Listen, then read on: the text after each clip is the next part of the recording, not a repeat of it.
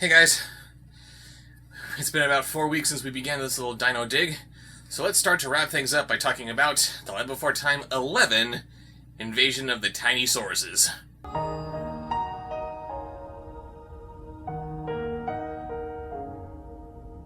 After the standard astronomy/biology lecture, we opened on our dinosaur friends eyeballing a particular tree which bears some rather sweet-tasting flowers. Apparently they had to wait for a designated nibbling day, when everyone, instead of just the longnecks, has an ample opportunity to enjoy the tree sweets. Why not have Petrie fly into the tree and have him throw flowers down to you? That seemed to work fine in the first movie. We all know who gets the first tree sweet on nibbling day. Yeah. Why is that anyway? 'Cause I was the first one to find the tree sweet tree. Everyone knows that. That is not how I remember it. Nope, nope, nope.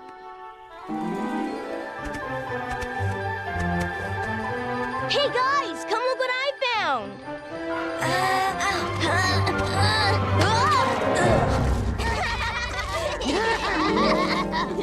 Oh, that's a good one, no.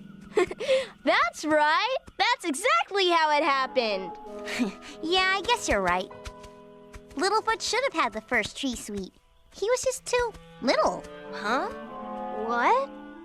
Well, I don't mean little exactly. You know, short, small, whatever.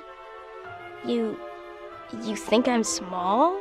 I'm just saying you're not exactly normal size for a long neck. 1. He's still taller than you. 2. Quite the departure from how you felt about him in the last movie. I'll see you in my dreams. We then see Sarah's father bump into a familiar face that we've never seen before. Topsy? Huh? Is that really you? Topsy, it is you! Tria? His name was Topsy this whole time. Wow, he is never gonna live that down. And naming his daughter Sarah was cute, but why does every Triceratops have to have a name based on its scientific name?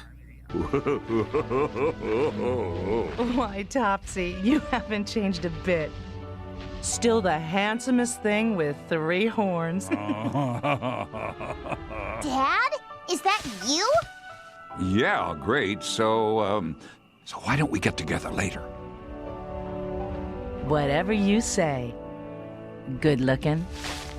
I'm not really one to judge Triceratops' standards of beauty, so if she finds this guy attractive, okay, fine, whatever.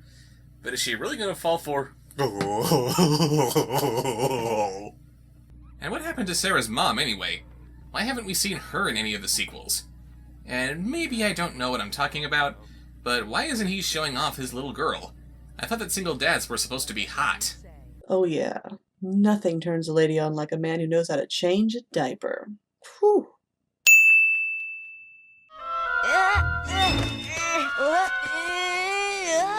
Here, Littlefoot.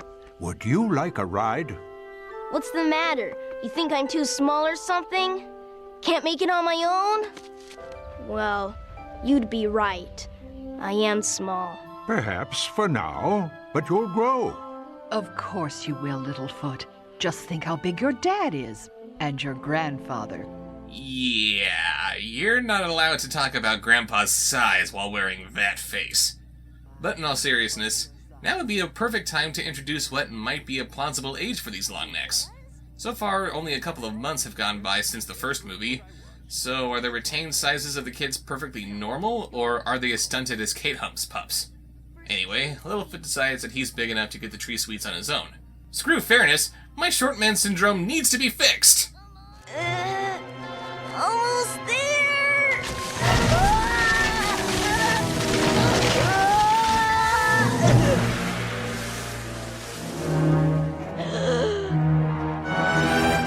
Oh no!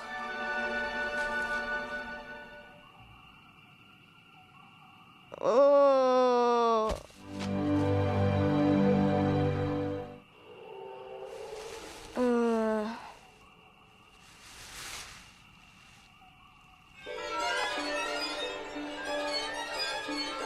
Great, now they're ripping off Gulliver's Travels.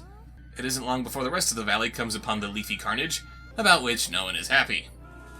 Have you ever seen such a sad sight? Yes, I have. It was in the first movie. Mother? Mother? I didn't do it! You hear me? I didn't do it!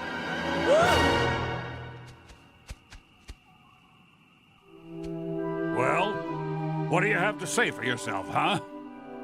Okay. I was here, but I didn't eat the tree sweets. I didn't! I swear it! Oh, yeah? Then who did? The little ones! That's who! Little longnecks! I saw them with my own eyes! Why did you have to think of that answer? Shouldn't that answer have been more instinctual? However rare the tiny longnecks may be, now it sounds like you're pulling them right out of your ass. You saying the tree sweets all get ate by little bitty long necks about this big? Yeah!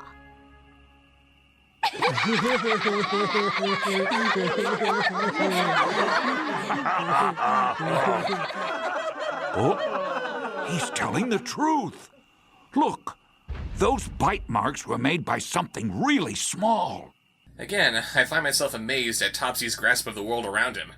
I thought that the closed-minded ones were supposed to be dismissive of little details like that. And since these movies can make songs about anything, they start singing a little song about, what else? Genocide! Those awful, creepy crawlies. They might be smart. They might be dumb. We don't know what they look like. Hey, where did I come from? The only thing we know is they're different from us. And anything that's different is dangerous. We're 11 movies into a franchise that came out of a story that was all about the advantages of diversity. How many more times can they beat this horse before they find out that it's dead? But every living thing has a role to play. How exactly does Grandpa know about ecology like that? Oh, wait, I forgot. I'm a longneck, which means I know everything, and you should all listen to me. Even though no opinion is greater than any other, I'm fair like that. The other kids, meanwhile, are perfectly happy in their efforts of finding the tiny sources themselves. Creepy crawlies, creepy crawlies. It is so much fun to look for creepy crawlies, searching all around with noses to the ground, hoping that the little creatures can be found. Did they not hear the last time this song was sung? They seem awfully excited about being part of the ethnic cleansing. Littlefoot falls into a hole and actually meets one of the tiny longnecks face to face. According to the Land Before Time wiki, these creatures are supposed to be moosauruses. What I don't understand is how every other time we're introduced to a new dinosaur species, the animators actually designed that new species. Why do these things look like Littlefoot, but smaller and green? Add one more point to the list of things to compare this franchise with Alpha and Omega. Littlefoot befriends the other tiny longnecks, and then he meets their leader, Big Daddy, voiced by Michael Clark Duncan. You told them about us, didn't you? You told the big ones. I guess when you have a chin like that, you're going to sound huge regardless of your actual size. Since the tiny longnecks can't get their own food at the moment, Littlefoot gets some food for them. Meanwhile, Sarah is feeling dejected over her father spending so much time with his new squeeze. Tria. What kind of dopey name is that anyway? Your dad's name is Topsy. All things considered, Tria ain't all that bad. She spots Littlefoot trying and failing to invent the game of golf, and she gets Ducky, Petrie, and Spike to see what's going on. Really, movie? You painted stars where the dark side of the moon is supposed to be? Add another point to the Alpha and Omega list. They eventually find the tiny longnecks themselves, but then they decide to not tell the grown-ups about them when they see how harmless they are. You want us to show you some of our secret places? Sure! I would normally say no, but you're gonna do it anyway, so I might as well save myself the effort. Wow, you're quite the disciplinarian, aren't you? While the other kids go off to play with the tiny longnecks, Sarah gets more acquainted with this tiny longneck, and they sing a little song together. Dads can be a problem. Dads can be a pain. They always act just like they think you've got no brain. Sometimes they're enough to drive a girl insane. Oh,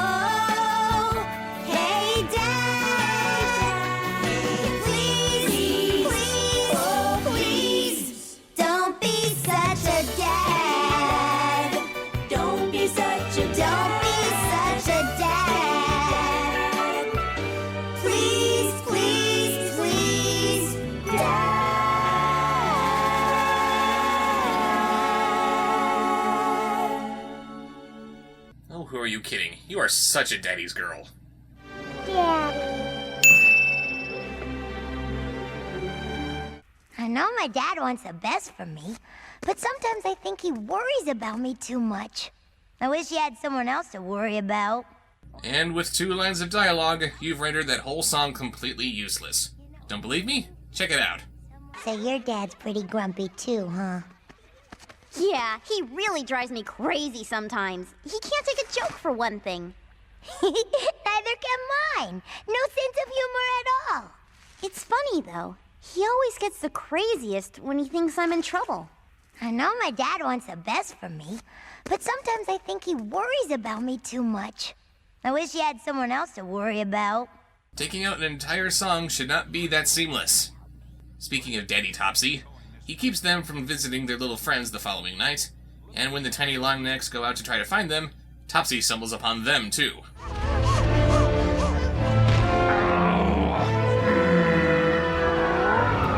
Did they get away? For now. But now we know where to find them. He then gathers the other dinosaurs for a good old-fashioned lynch mob. Everyone, please, we should talk this over. Please listen to me. Grandpa, we've got to stop them! Yes, Littlefoot, but how? I know how. Damn, kid. Were you channeling Schwarzenegger for that one line? I know how.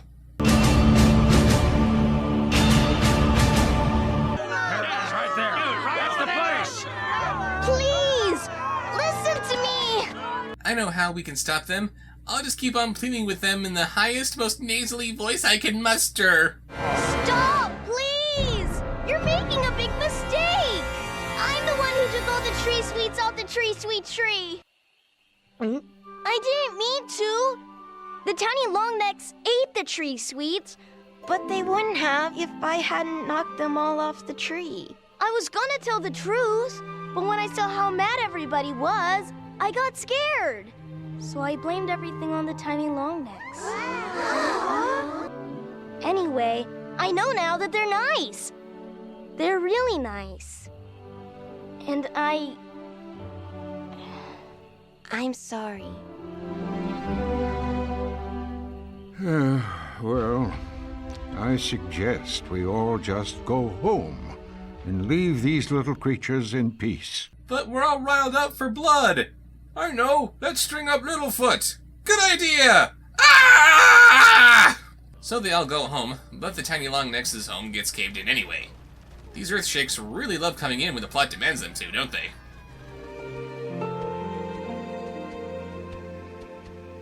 If only I could start all over and take things back somehow, I wouldn't have lied or tried to hide if I knew then what I know now. If I could get it right the first time, I never have to make mistakes. But then you'd never grow and never know the courage living takes.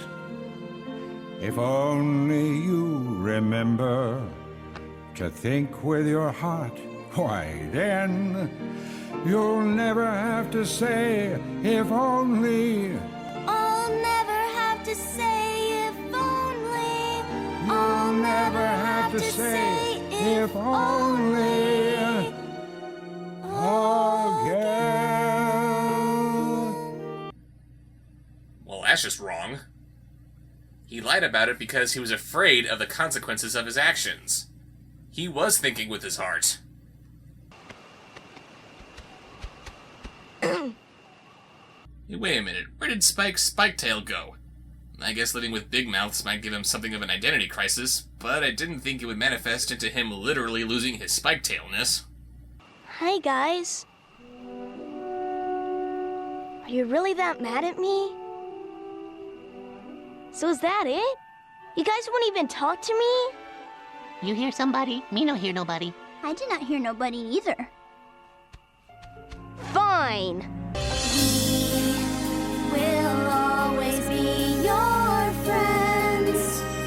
You then find the tiny longnecks on the way out of the valley, only to be chased back into the valley by some velociraptors. I have no idea how accurate Jurassic Park was when it said that velociraptors can run up to 60 miles per hour, but however fast they actually were, you gotta give the tiny longnecks some points for matching their speed.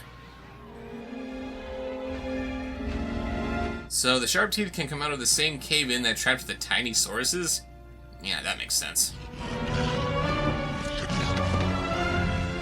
Hey, you!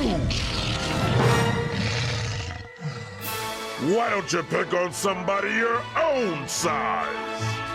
Because when you have a character this tiny saying a line of dialogue like that, yeah, you gotta get Michael Clark Duncan. They keep the raptors at bay until the other dinosaurs come by to chase them off. They plug up the tunnel they came through, and the tiny longnecks decide to stay in the Great Valley. We jump ahead significantly to some time later, where the tree sweets are in full bloom once again.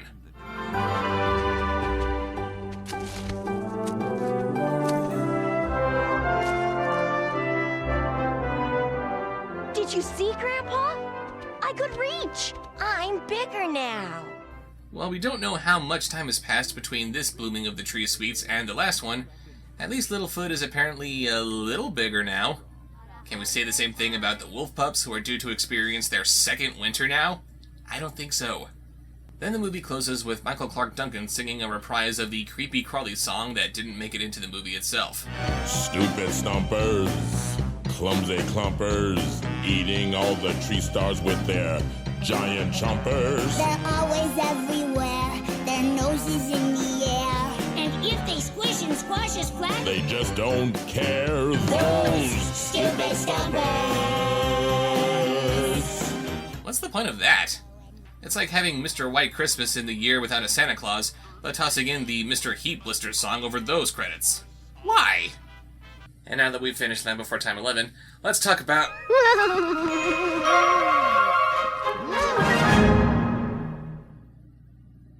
Land Before Time 12, Great Day of the Flyers. This is the first movie since the original to be presented in widescreen. Left side, wow. Right side, wow. Hey, what are you doing here? Oh, I'm pretty much here every week. It's just that usually I'm behind the black. Another generic recap of Life on Earth later, we find Sarah staring intently at the latest addition to her family that's all but completely vanished. Damn, that was fast. Way to go, Topsy. Ow! Hey! What was that for? Shh! You are about to roll onto the egg. Scoot over. More! Oh, honey, come on. Keep going, Topsy. You're a restless sleeper. So, how's this? A little more.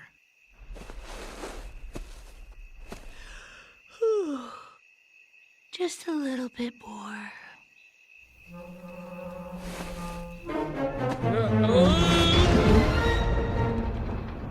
Perfect.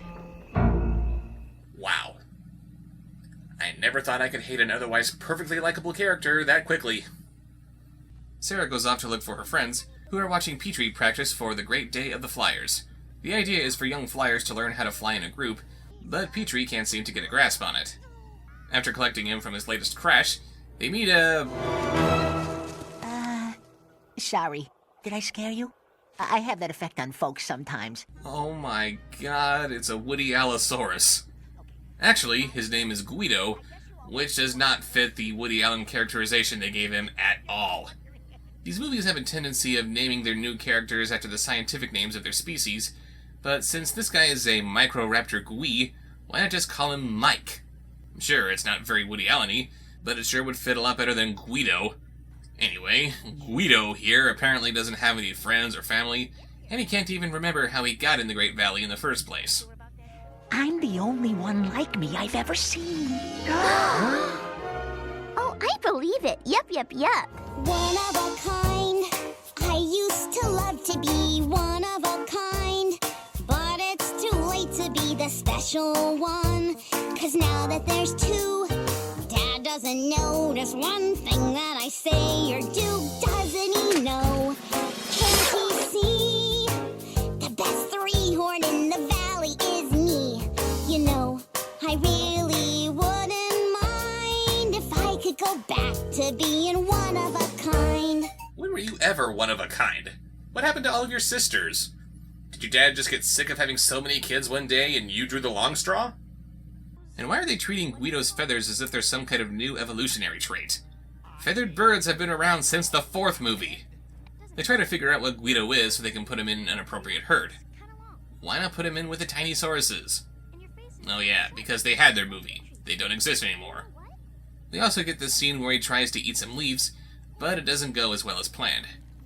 I don't think this thing is supposed to be a little kid. How has he survived this long if he apparently doesn't know how to eat? And then you just paddle with your feet.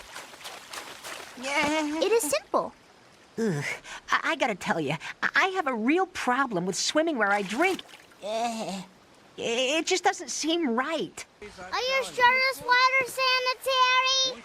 It looks questionable to me. And one more botched flying exercise later. Strange weather we're having today. Thank you, Sarcastodon. Unusual weather we're having, ain't it? Later, we see that Sarah's new little sister has hatched, but Sarah doesn't like playing second banana. But that doesn't last long, since we see her starting to bond with little Trisha. Trisha, Mommy's home. Mommy's home from work? Wait, why is Sarah hiding? Why would she not want Tria to know that she was with Trisha while she was gone? Hang on, did they leave Trisha alone? Careful, Tria and Topsy. You're going down that slippery slope to Kate Humph-style parenting. That's why I'm always pulling needles out of you? Petrie has invited Guido to stay with his family, because he's the only one not giving him crap for his bad flying. Late one night, Petrie catches Guido sleepwalking. But what's happening? Guido, he's... Hey, where'd he go? Where'd he go? There he is! Hey, how'd he do that? Do what? Is he teleporting? Is he a Time Lord? Well, I guess that makes sense, since we have Star Trek in this universe, don't we? I wear feathers now. Feathers are cool. Oh no! Guido heading to fast water! So what are we supposed to do about it? Turn him around? Or just turn yourselves into stepping stones, that works too. And I know that Ducky's a swimmer and all, but apparently she's strong enough so that paddling upwards makes her as strong a stepping stone as her friends who are just standing there. Wow. Suddenly I want to see Ducky in a kickboxing match. They find themselves at a lava pit, where they do the much more sensible thing and turn him around like I just suggested.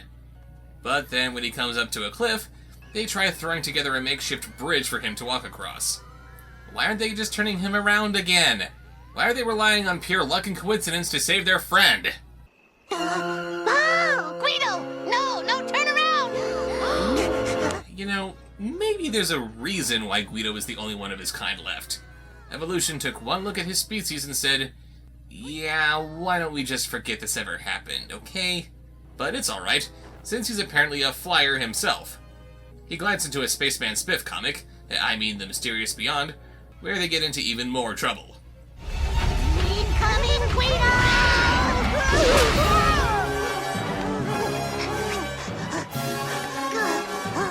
I'm gonna hazard a guess that Petrie is not strong enough to lift up Guido like that. I mean, I guess it might work if he carries him by the shoulders. It's not a question of where he grips it. It's a simple question of weight ratios. They get home safe and sound the next morning, just in time for the great day of the Flyers to commence, which is being overseen by a panel of judges. Me fly along with all the rest. Me gonna pass the flying test. Me fly real good. Me fly okay. Me gonna do it Petrie's way. Woo-hoo-hoo! That's right, kids. The next time you're involved in some kind of group activity that demands you perform a certain set of tasks, just go and do your own thing. Playing shortstop? Start tossing around a football. Got the lead in Hamlet? Start singing Little Shop of Horrors. Playing Pictionary? Grab the nearest blunt object you can find and start playing dodgeball. Why are the judges okay with this? Shouldn't they be failing Petrie's entire family for flying out of formation? And why are his siblings so quick to do things his way? They've been practicing for who knows how long, and Petrie the slacker says, "Screw you guys, me do things me own way." And they start following suit? I'm sorry, but Petrie is officially disowned after this little debacle.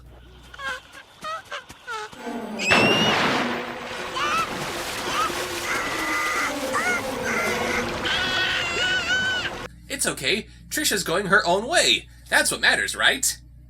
And how many hours has it been since Trisha wandered off anyway? We see her set off in the early morning, and now it's, what, midday? Trina is a terrible mother. Gotta give it props, though. At least Trisha screaming in fear is somehow less annoying than the twins giggling happily.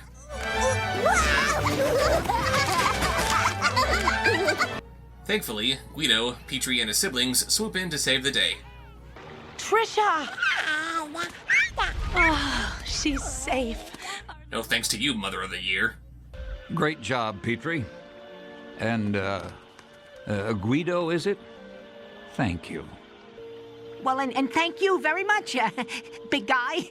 I mean, I don't mean that you're, like fat big. I mean that you're big, you're tall. I mean, well, of course, anybody is taller than me. You in particular, I mean, hey. Never mind, I'm really tired of you. Thanks to you, the day of the Flyers will never look the same again. Now it's a bunch of random chaos with absolutely no rules, and ergo, no meaning. Then the movie ends with Petrie never acknowledging that his siblings only saved the day thanks to rigidity and conformity. You know, in the Lego movie, the Master Builders learned the very important lesson that sometimes it is better to follow the instructions. While maintaining your own individuality and celebrating what makes you you is very important, it's also important to follow the rules at least some of the time. Oh, and Guido is still completely alone. What, were you thinking that he might find his family that he lost or something? Nope. All he gets out of this is the ability to fly. He's still alone, and he still suffers from sleepwalking, which is going to get him killed sooner or later. I mean, sure, we do see him being adopted by Petrie's family at the end, but he never appears in any of the other sequels after this point, so, yeah, in all probability, he just sleepwalked away and they just let him go. But the important thing is that he can fly! Ray? Now let's talk about Land Before Time 13, The Wisdom of Friends. Oh boy, if this movie didn't predate My Little Pony Friendship is Magic by 3 years, I'd swear they were writing their magical coattails. Our curiously full-screened movie opens on modern Earth? There's a lot more continental drift going on than there should be. We find Littlefoot and his grandma eating breakfast next to a cliff.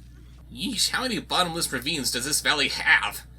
Sure, the food is a great selling point, but is this really the best place to raise your kids? Grandma! Littlefoot, I'm coming! Oh, Littlefoot, I got you.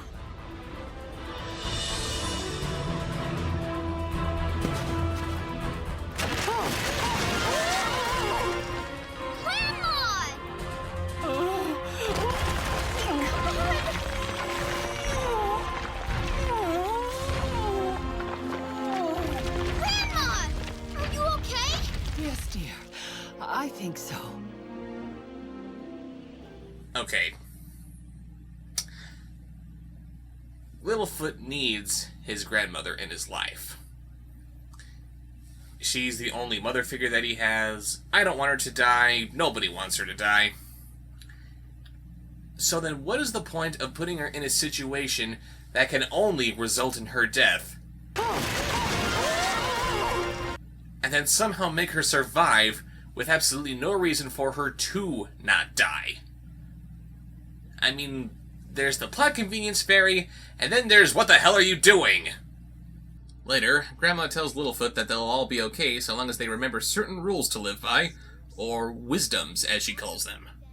Like this one. Stay in a group.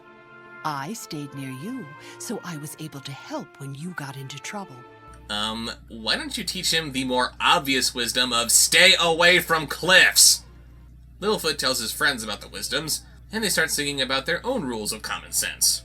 If me wanna go play on a dripply day, and me mother say me can't go with me ask her why. She looked me in the eye and say, because me say so. Oh, me can't say no. When your mama says stay, you cannot go. Me have to do what she want me to. Why? Because she say so. A song about doing what your parents say just because they say so? Wow. I think that may be enough to wipe out all comparisons between this and Alpha and Omega. What is it with everybody and these wisdoms all of a sudden? Even my folks have them. Tria says, don't climb up if you can't get back down. I was wrong, I gotta bitch about this again. 3 horns can't climb trees! Then they meet a couple of... Dino Dodos? Which are named Lufa, Doofa, and Fubi. Their names totally sound like candy. Got any berries around here? We're starving! Which can be the only way they get Cuba Gooding Jr. to play this part. The man must be so down on his luck that he'll take any job. No, seriously, that's Cuba Gooding Jr., and his friend here is Sandra Oh. Because if this movie needs anything, it's reputable actors being treated like morons. Anyway, these yellow bellies, as they call themselves, say that they're looking for a place called Berry Valley. Goodbye! Gotta go.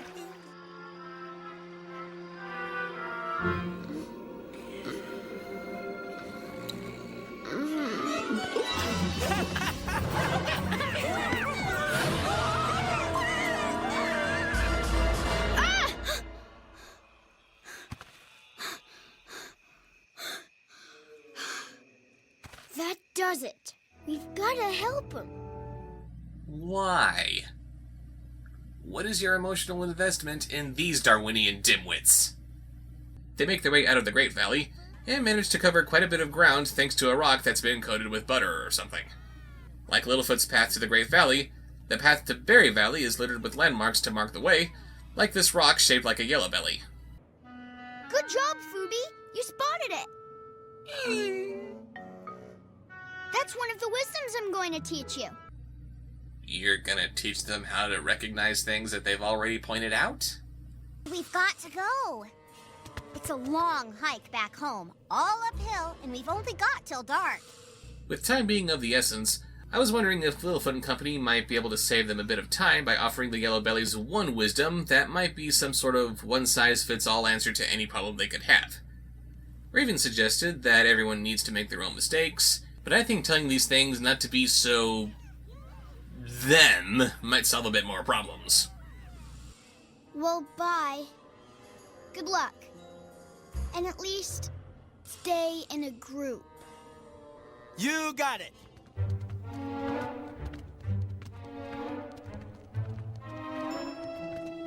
Well, that was a fun way to spend the morning. At least I gave him one wisdom. Stay in a group. Maybe they'll even remember it. I do not think so. No. You know, they've been traveling in a group long before you met them. Are they not supposed to ever be out of arm's reach? I know it's difficult for you to grasp this since you're a long neck and all, but maybe it's okay for other dinosaurs to do things their own way. So these, what do you call them, wisdoms you were talking about? Explain them to me again, would you please? They're just thoughts to help you get through life and stay safe. Oh, you mean like up with your tush and you look like a bush? Huh? I don't even understand that one. Obviously, it's a defense mechanism to hide from predators. What's not to understand? It isn't long before the Yellow Bellies get cornered by some sharp teeth, which they fend off by creating rock slides by bouncing on their butts? How the hell did they figure out that they could do that? And why would the forces of evolution ever let that work? My god, look at that Sharptooth's face! I think that may be the most pitiful face on a Sharptooth that we've ever seen. This is the kind of face that demands that maybe our heroes have a change of heart and help them since they're obviously in pain, but nah, just flat out murder them. That works.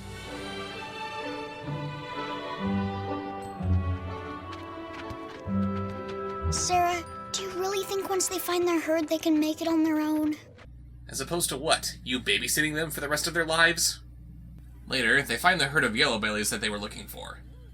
Good God, it's like a bunch of guns in spring break. Littlefoot decides to stay with the Yellow Bellies because I guess he can't stand the idea that maybe they might get along without him. I'm going to take the Yellow Bellies to Berry Valley. Oh, come on! Well, you met their group. Did you see any wise one? You pompous ass! They told you where they were supposed to meet their herd, and they got to where they did meet their herd. If they say they know how to get to Berry Valley, they know how to get to Berry Valley. They obviously have their own wisdoms that they just don't know how to really articulate. Leave them alone to get to where they have to go, get over your control issues, and go home before your parents worry even more about whether you've been eaten by shark teeth, you mini megalomaniac. You know, Littlefoot, the Yellow Bellies got along just fine before they met us. Yes! Listen to her! This is ridiculous. The aggressive, hot-headed Sarah should not be the voice of reason here. And thus Littlefoot led the Hebrew swords into the desert, where they wandered for 40 years. You really suck at this, Littlefoot. Do you have any idea where you're going? Sort of. See, I've never heard of Berry Valley before, so it's gotta be someplace I've never been, right? Yeah? So I'm going in directions I've never gone before. I'm bound to hit it sooner or later. Make sense? Yes, actually, that does make sense. Good luck searching the entire world, you freaking idiot! They eventually come across a grove of berries, much to the Yellow Bellies' delight. It's not Berry Valley. But hey, they know how to find berries in an otherwise barren landscape. They got a better chance of finding Berry Valley than you, Mr. I'm gonna search everywhere I haven't been. Sometimes you think you know what's right, then somebody comes along, and they show you what you thought was right. And then you start singing some dumbass song. You're half as smart as you thought you were, and the world seems twice as wide. Yeah, the world seems twice as wide, and you're already randomly searching all of Pangea! The song comes to an end as it starts to rain. Littlefoot, what do we do now? We better get to higher ground! Yes, rather than stay on the ground where it's safe, let's climb this very narrow, very perilous rock ledge to get to higher ground for reasons not worth going into, where we could easily slip on the sky water and fall to our doom. You magnificent bastard, I read your book! You know what? This would actually be the perfect time for Toronto to show up. I say, you're looking for Berry Valley? I know the way. Follow me! He gets his leadership buzz by leading the Yellow Bellies to Berry Valley and getting the kids home, and as an added bonus, the other dinosaurs decide that maybe they were a little hasty in their unfair sentencing of 5 years banishment.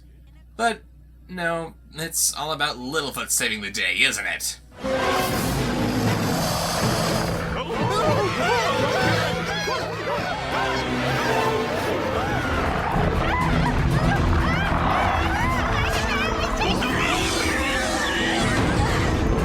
Like my dad always says, bump them with your horn. And keep eyes and ears open! The title of this movie should really be Land Before Time 13, Wisdom of Parents Who Aren't Idiots. The sharp teeth catch up with them again, and they're warded off by the Yellow Bellies being annoying. Of course, it all makes sense. All you have to do is be your usual, embarrassing selves, then the sharp teeth will run away in disgust since they want nothing to do with you.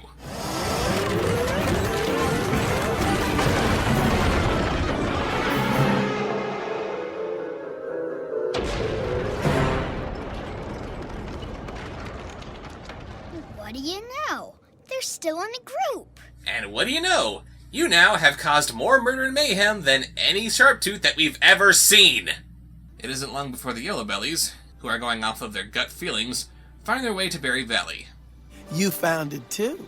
No, he didn't! See you later. Bye, guys. See ya. Good luck. Do you think they will make it okay? He's fine. They still do not have any wisdoms. Actually, Ducky, they always did. And now, they've got ours too. Oh yes, don't bother acknowledging the wisdoms that they did indeed have long before you met them. Only now that they have your wisdoms are you confident in their survival. The kids make their way home by taking a shortcut that they've never used before, because how often does that work in movies?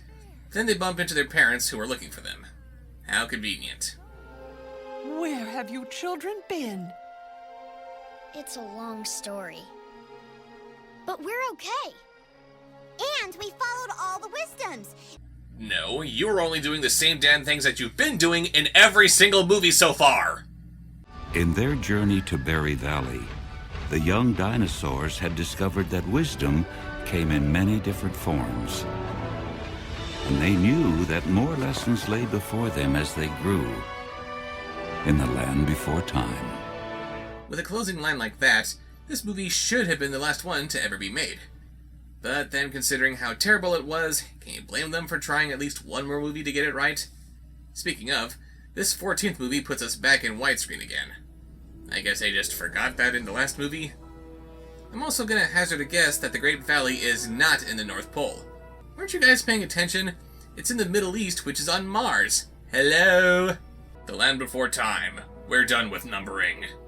Long, long ago, in the land before time, great beasts ruled the world.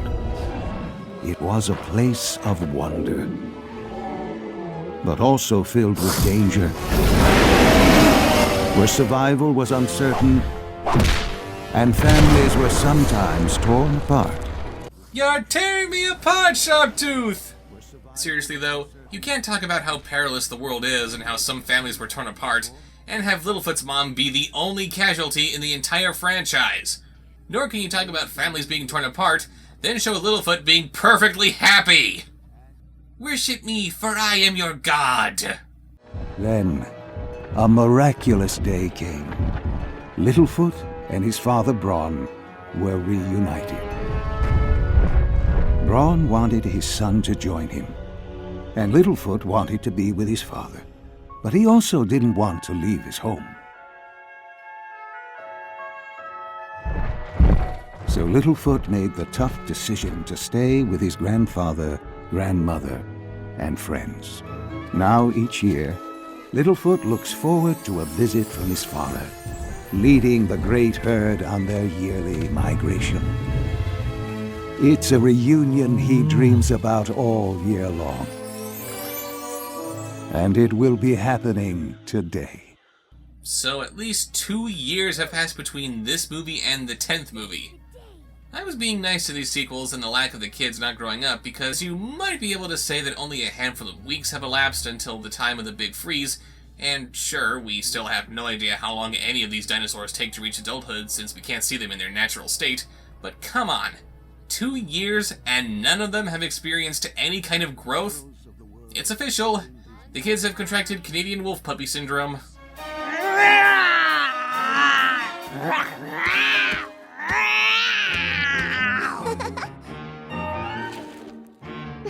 You can't find me.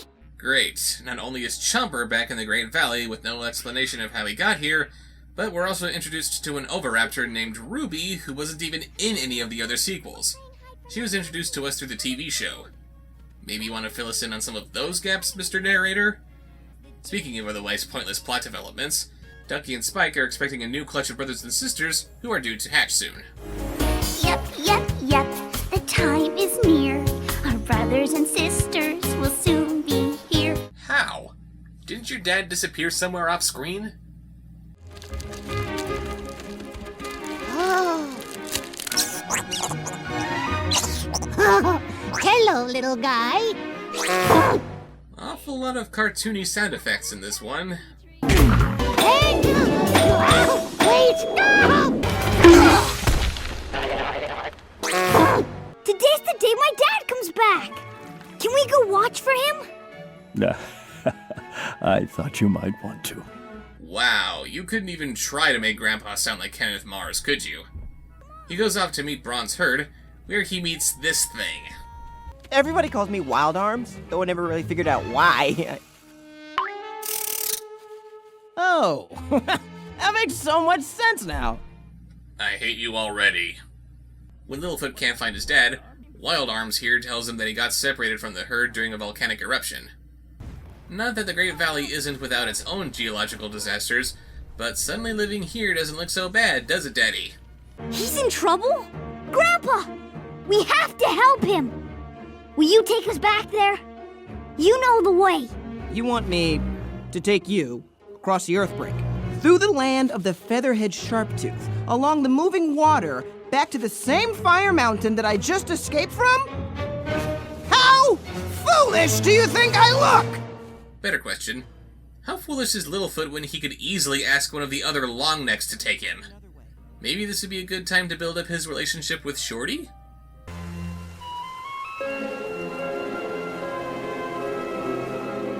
Then Mr. Thicknose shows up to say, You see, he lives in you. Littlefoot decides to go find his dad, and because they have nothing better to do, his friends go along with him. They get to another cliff. Man, this world has more cracks than a monkey with 4 asses. And they had to find some way across. Look out!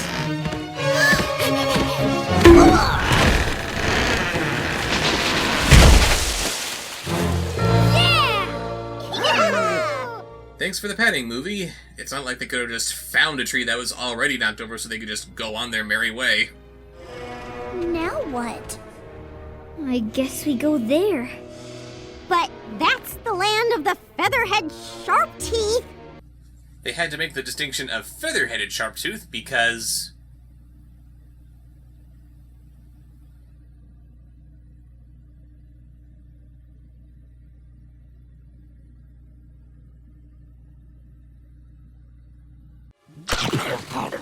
Why did you eat stinkweed of all things?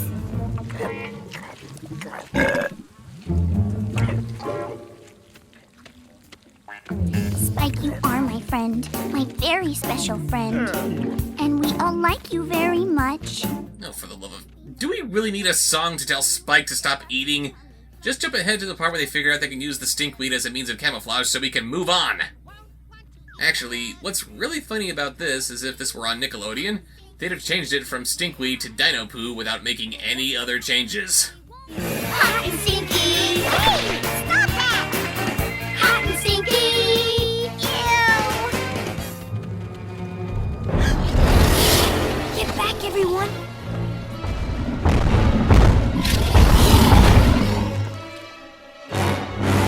Okay, I know a lot of dinosaurs did have feathers, but did they really need to go with this design? With the mutton chops and the sideburns? It looks like they're gonna roar, "Bah, humbug!" After they evade the Sharpteeth, they lose the stinkweed when going for a swim, meaning that the last 7 minutes of the movie was a complete waste of time.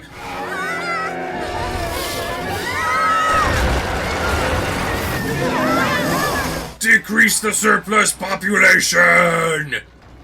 They get to a cliffside, and Littlefoot gets the idea to trip one of them. The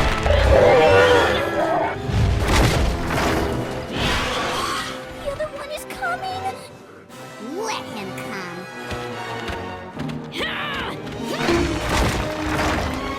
Of course, Sarah could only think of that after Littlefoot got his chance to shine. God forbid that these kids ever have any ideas or save the day on their own. Back at the valley, the grown-ups notice that their kids are missing. Littlefoot isn't here. And Sarah should be home by now, too. Why does Topsy now sound like a stereotypical Native American chieftain? Littlefoot not home. Sarah not home, too. Both gone many moons. So they head off to look for their kids. We should go too.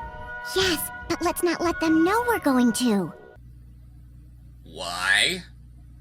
How do we even know if the little ones came this way? Well, there's a dead Sharptooth over there.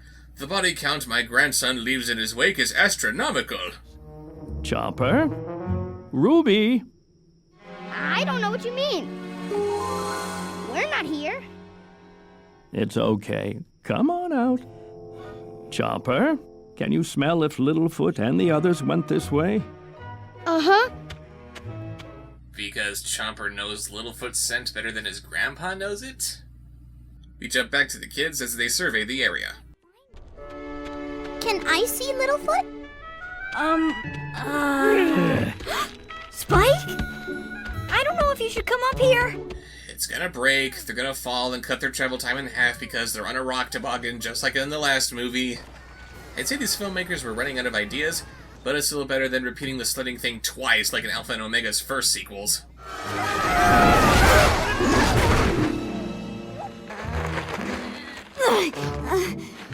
Nice going, Littlefoot. Me? I told you not to come up there. None of this would have happened if we went through the long valley like I said. If we went on instead of stopping last night, I'd be with my dad. You're just slowing me down. You all are. I'd be better off alone.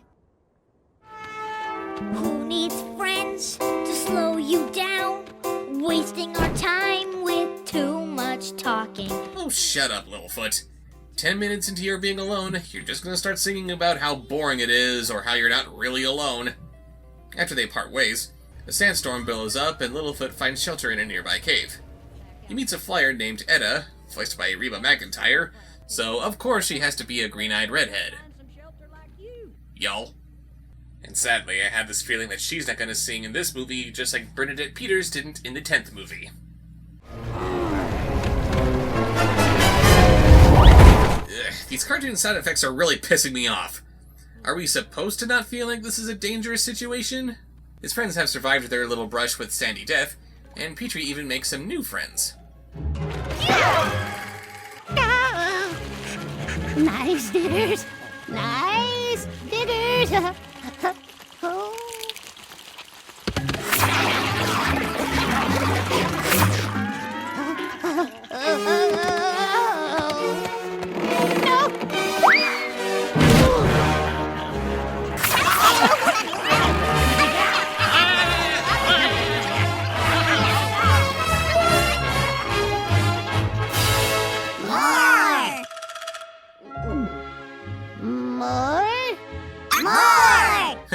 Sounds like Petrie got himself a YouTube fan base.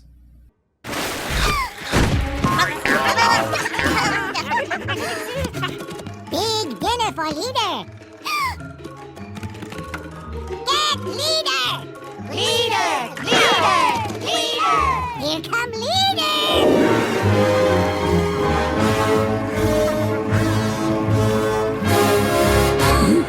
They turned him into David Bowie? Sorry, too soon? You don't even know how to be a leader. Oh, it's no hard. Watch.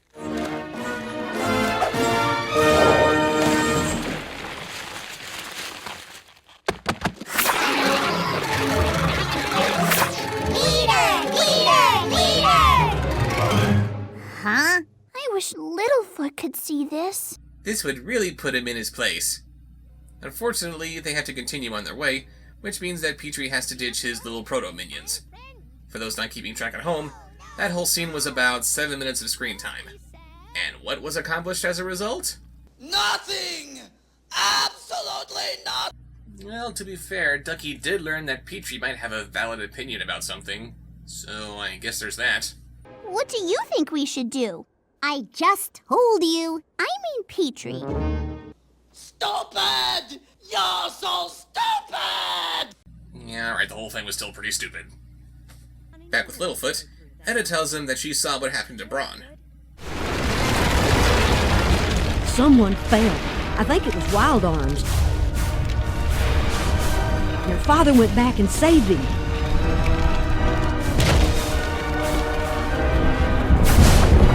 And that's when it happened. There was an explosion. Your father got separated from the others. Well, honey, that's the last I saw of him. That's my dad. Don't give up. Get off your tail. And we're gonna get out of this cave. How? When you're stuck in a hole and you don't know where to go.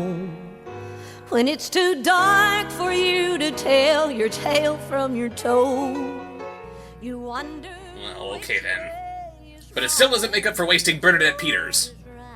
To look for the light and open your eyes. Wow, is that lazy.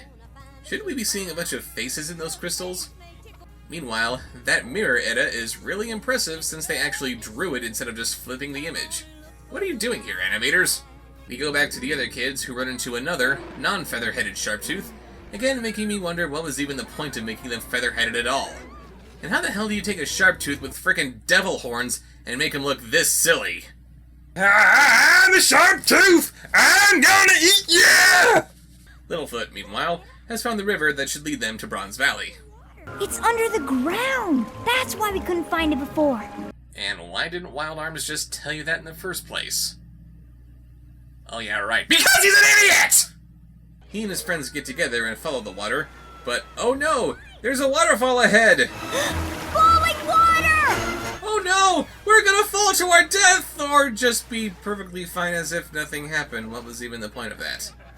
They soon find Braun dead. Bullshit! No! I don't care that this is a movie made for kids and it demands a happy ending. This is bullshit! Even if that slab that he's on didn't just sink into the lava long ago, it has been days since he went missing. He would have been well-done Bronto burgers by now. I'm not saying I want him dead. He could have easily just fallen into a cavern where the lava just happened to not flow into it. But no! He would have been fried after this! And he lands on the rock in just the right way so that nothing is hanging over the edge? At least give us some semblance of realism and have him missing half of his tail or something. Ugh, anyway, Chopper is still hot on the kids' trail. Wouldn't their scent have been covered up by the sandstorm? And can the Sharp Teeth just eat Wild Arms already? I'm getting sick of his prehistoric minstrel show. Sarah knocks down a rock that releases the water. Wouldn't it be easier if Littlefoot and Spike were helping with that rock just like in the first movie? And the water cools down the lava, creating a cloud of steam that further cooks Braun than he already was. And Littlefoot somehow runs across that incredibly thin layer of rock instead of just falling through it to his horrible burny death. Then he somehow figures out how levers work. No, Littlefoot's not a Gary Stew at all, is he?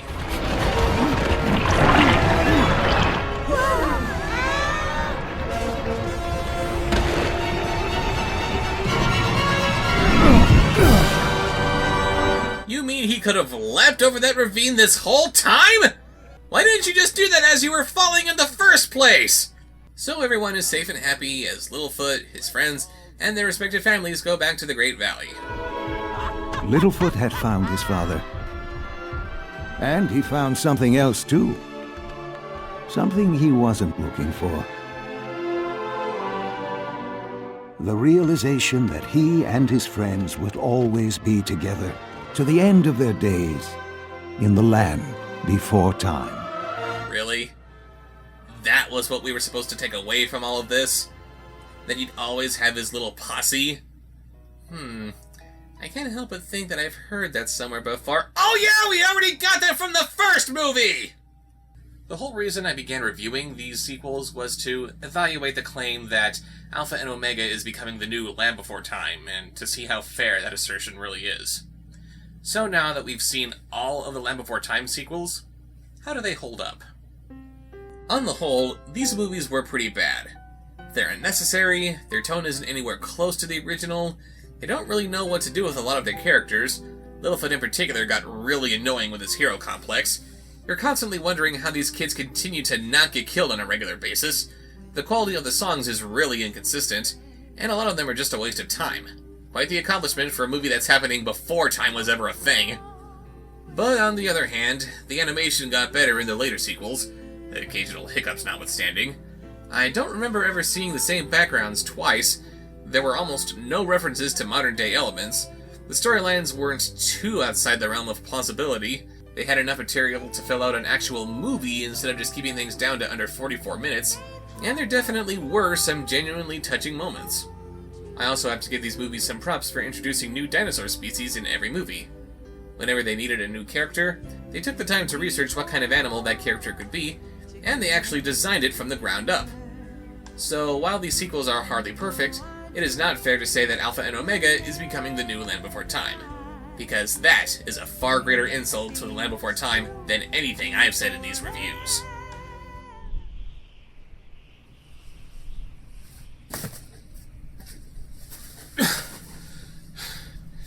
Look, these movies weren't great, but they weren't horrible either.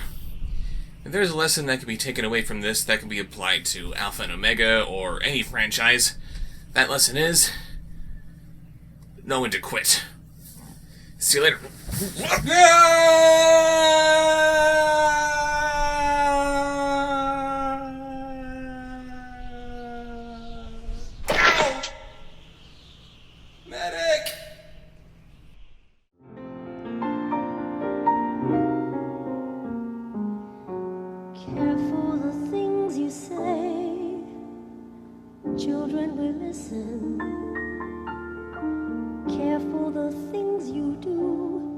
children will see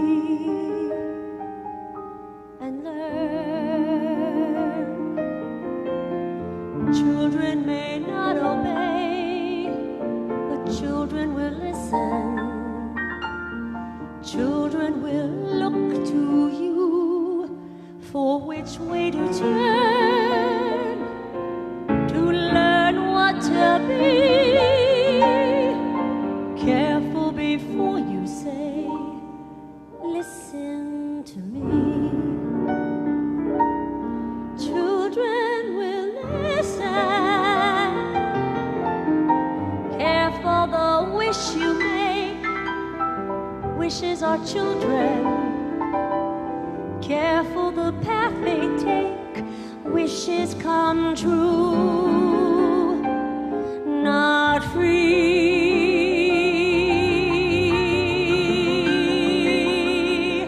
Careful the spell you cast, not just on children. Sometimes the spell may last past what you can see and turn against you. Careful the tale you tell, that is the spell. Children will listen. Guide them and step away. Children will glisten. Tamper with what is true, and children will turn if just to be free. Careful before you say, listen to me. Children will listen. Children will listen. Children will listen.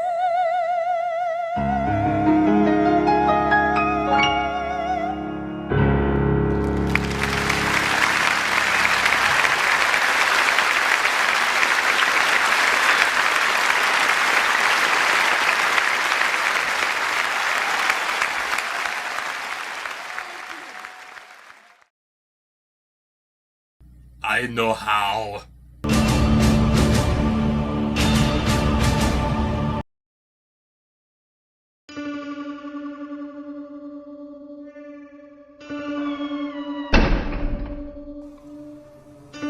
Subscribe, like, follow, comment, share, watch more.